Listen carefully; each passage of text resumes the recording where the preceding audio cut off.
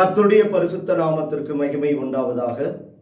இந்த நாள் தியானத்திற்கென்று ஏசாயா தீர்க்கதரிசியின் புஸ்தகம் 5ஆம் அதிகாரம் 20 நாம் வாசிப்போம்.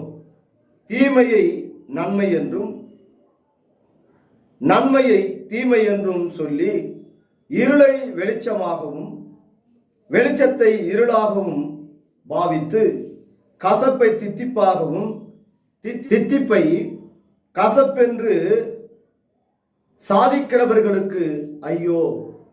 துன்மார்க்கம் நிறைந்த பிள்ளைகளும் அக்கிரமக்காரர்களும் பொய்யை உண்மை என்று சாதிக்கிறவர்களும் பேசுகிற வார்த்தைகளை குறித்து அவர்களுக்கு ஐயோ என்று சொல்லி இங்க வேதத்திலே நாம் பார்க்கிறோம்.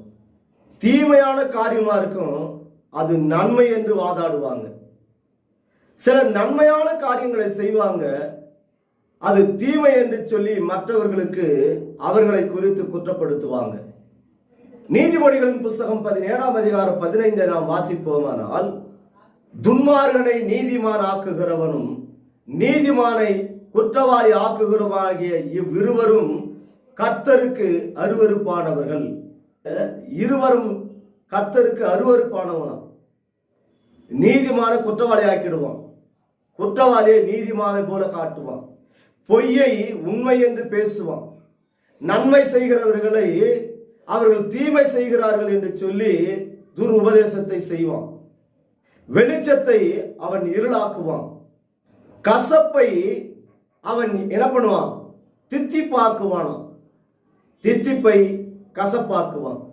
இவர்கள் தேவனுடைய பார்வையிலே அருவருப்பானவர்கள். இவர்களுக்குத்தான் ஐயோ. இந்த சத்தியத்தை நாம் அறிவோம். உள்ளதை உள்ளதென்றும் இல்லதை இல்லதென்றும் தேவனுக்கு எது பிரியமாய் காணப்படுகிறதோ அந்த வார்த்தைகளை நாம் சத்தியத்தின் பிரகாரமாய் பேசுவோம், சத்தியத்திலே நடப்போம். தேவ சமூகத்திலே தலைகளை தாழ்த்தி ஜெபம் செய்வோமா?